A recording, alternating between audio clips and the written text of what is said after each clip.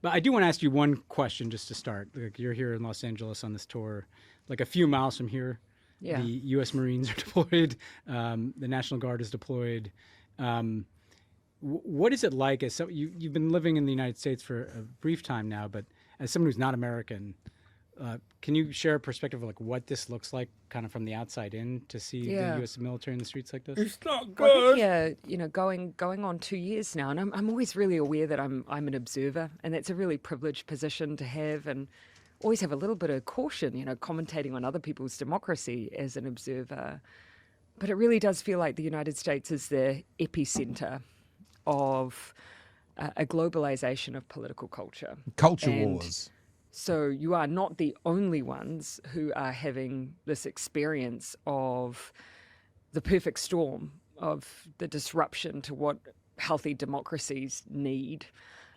But you are having the experience first in the most extreme ways. When you think from the trajectory of January 6th, then of course through the Trump re-election and the manifestation of his particular style of politics and leadership, to now what we're seeing manifesting in the streets, added with mis and disinformation on top of that. It's a pattern that we are seeing in other places, but you are seeing it first, and you're seeing it in a very extreme way. So they are the melting pot. America is the melting pot for culture wars and for not necessarily for producing, which we'll get onto shortly, mis and disinformation, but certainly an incubator for it, Chewie, if we can say that. Then it infects the world often, say from Russia to America to the world. Seems to be what's happening. It was just very strange. I didn't hear any buzzwords or kind of middle management enthusiastic slogans in there. I'm not quite sure how to take it, Chewie, to be honest with you.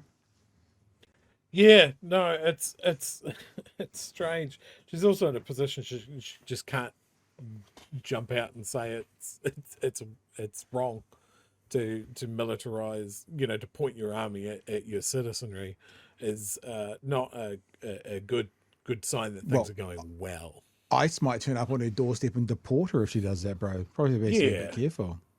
yeah, absolutely. And I look, commentators on that are learning that in real time.